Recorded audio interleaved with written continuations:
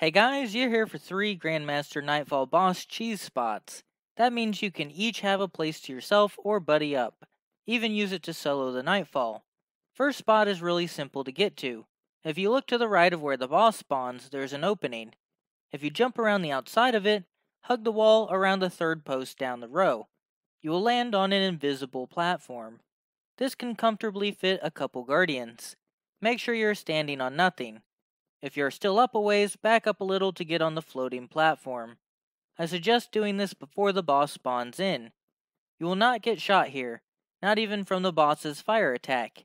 You might take a little splash damage from the hobgoblin grenades, and if the Cabal boss floats in the air and shoots at you, you could take some splash from that. If that happens, just crouch and you should be fine. You can only shoot the top half of the boss. Stick more to the right side of the platform. When the boss uses his fire attack, he expands so you can hit him at a longer range. Spot 2 is at the beginning. You can jump there from the lift or from the main area. I'm able to make the jump with 30 mobility. To get there from the main area, jump on the higher ground. Then jump to the top of this wall. Then make a jump to the flat extended wall. There's a height barrier, so jumping really high is not in your best interest. Crouch for more movement. If you walk forward, you can shoot downwards, but you can also take damage from those enemies. Also, you can sometimes take fire attack damage there, so the safer option is to play back a ways.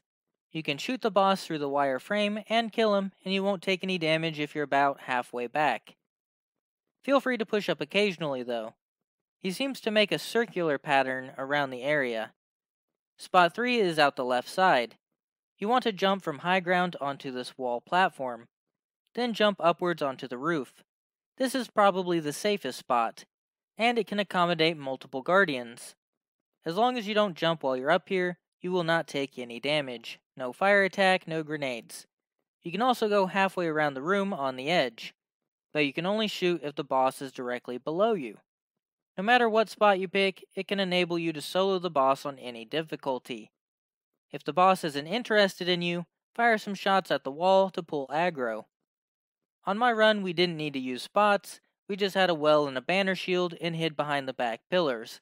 It got pretty hectic though when the boss rolled up. Getting to the boss might be a little harder, so here's a couple tips. When you get to the train section, just jump on the rail on the left side and run down the lane without shooting, and you should be able to make it to the last area unscathed.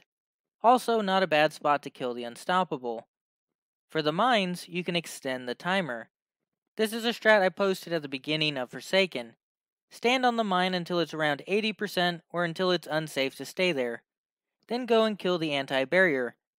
Periodically, get on and off the mine, but do not capture it.